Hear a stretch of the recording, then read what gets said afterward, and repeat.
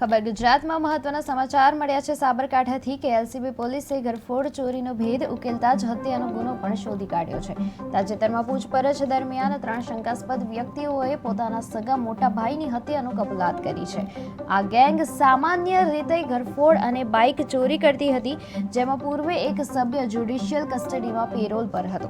આરોપીઓએ મૃતકની લાશ ગાંધીનગરના ડભોડા નજીક જમીનમાં દોડી હતી। જે પ્રકારે આ આરોપીઓની ધરપકડ કરવામાં આવી છે, ખાસ કરીને કયા કયા મુદ્દાઓને લઈને આ મર્ડર કરવામાં આવ્યું હતું અને કેટલી ચોરી સામે આવી છે? આપણા સાબરકાંઠા જિલ્લાના પ્રાંતિજ પોલીસ સ્ટેશનની અંદર 8મા મહિનાની અંદર એક 10 લાખ રૂપિયાની ઘરફોડ ચોરી થઈ હતી અને આ ઘરફોડ ચોરીની તપાસ જે છે એ લોકલ ક્રાઇમ બ્રાન્ચ સાબરકાંઠા કરી રહી હતી।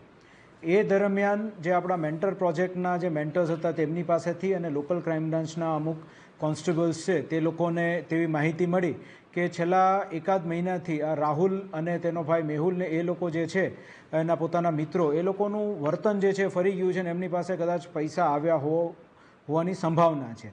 તેને ધ્યાનમાં રાખીને તે લોકો ઉપર વોચ રાખી તે લોકોની પૂછપરછ શરૂ કરવામાં આવી। જે પૂછપરછની